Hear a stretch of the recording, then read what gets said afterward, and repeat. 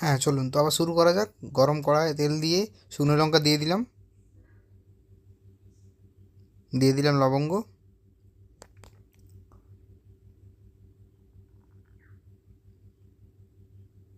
দারুচিনি, তেজপাতা।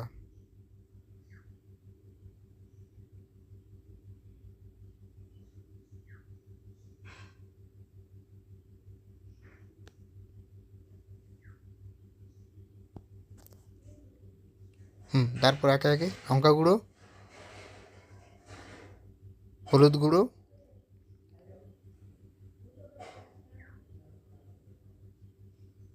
দিয়ে কিছুটা মশলাটাকে একটু নেড়ে নেব।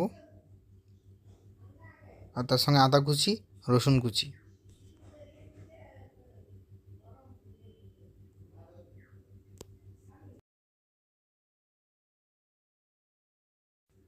এইবার আগে সেই জলে ভিজিয়ে রাখা যে পেস্টটাকে বেটে নিয়েছিলাম ওটা দিয়ে দিলাম, সঙ্গে দিলাম টক দই সমপরিমাণে।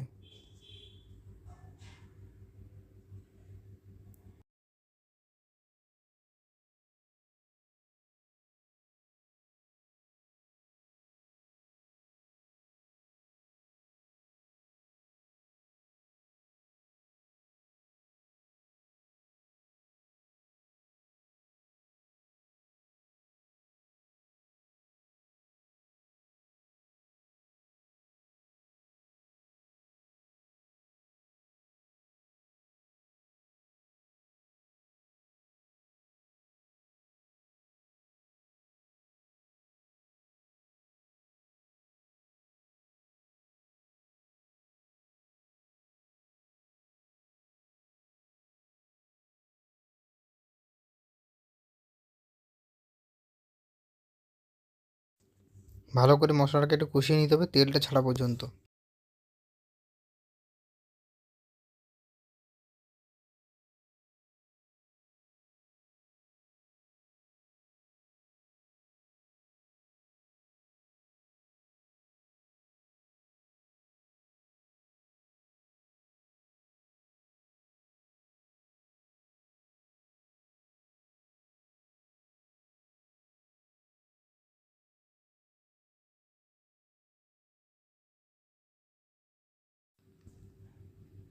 এইবার ভেজে রাখা যে পনিরটা আমরা তুলে রেখেছিলাম ওটা দিয়ে দিলাম মশলার মধ্যে।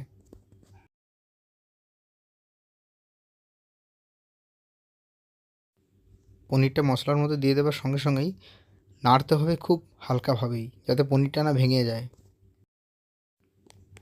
এইবার কিছুটা জল অ্যাড করে দিয়ে কিছুক্ষণ ফুটতে দেব।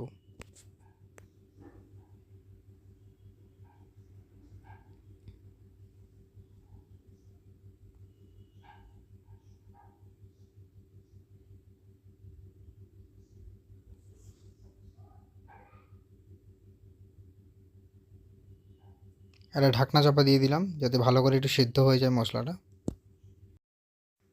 5 থেকে 7 মিনিট মতো এটাকে ফুটানোর পর ঢাকনাটা খুলে নিলাম।